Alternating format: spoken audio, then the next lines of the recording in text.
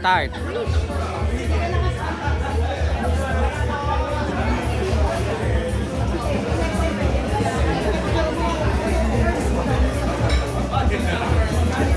Laban. Oh, go.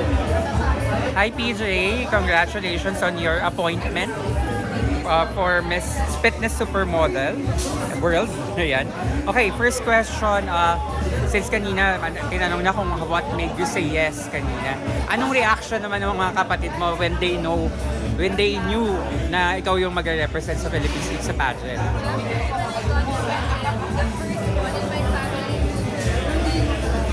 I said, what my sister, I'm going to join the podcast, but it's been very supportive ever since I started my channel learning and parang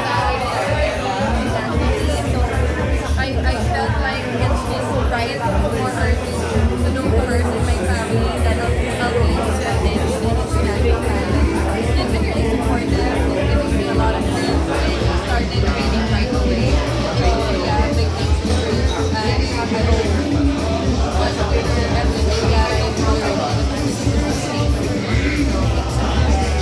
Dear lahat kayo, nagpa-pageant, right? My youngest sister started joining and hopefully every year from now she gets to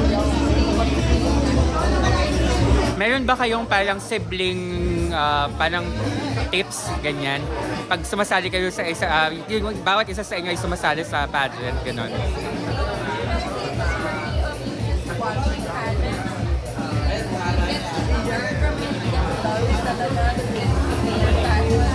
Probably that's watching pageants that my dad is a model and then before starting training. So I learned to see everything. I've watched my dad's strategy. I watched his strategy and that's where I got my love for pageants.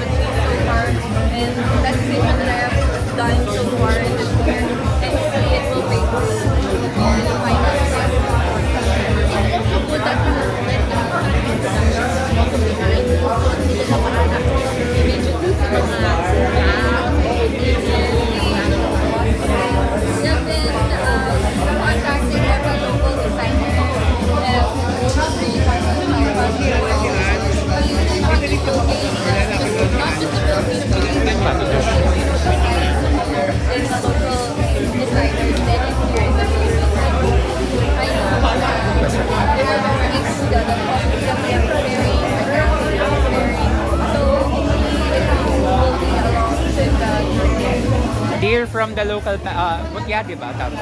From Mutya to the international stage, ano yung mga binago mo? Ano yung mga in-improve mo sa magiging performance mo? Of course, I've learned a lot from my first national pageant. I get to be more confident.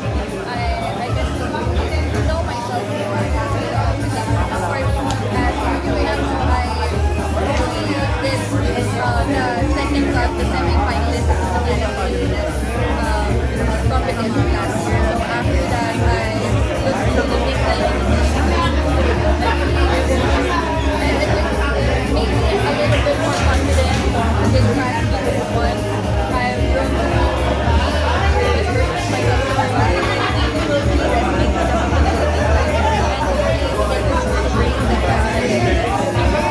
May pressure ba? Kasi parang back-to-back yung ina-aim natin. Of course, there's a little bit of pressure.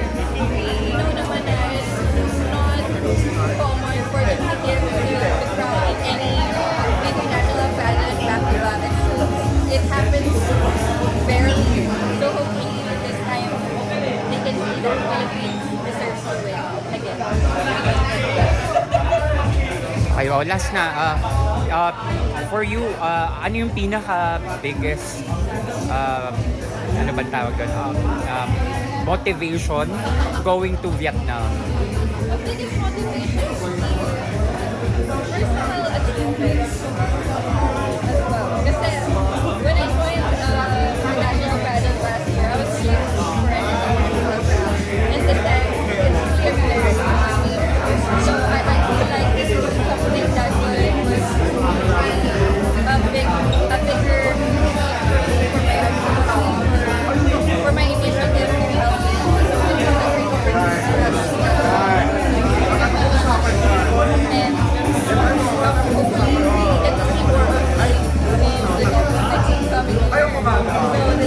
year. So this will be a start of the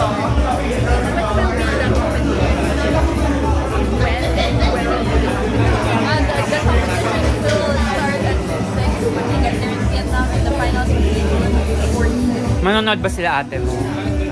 I was telling her to book a ticket na hopefully she will come. Okay, thank you.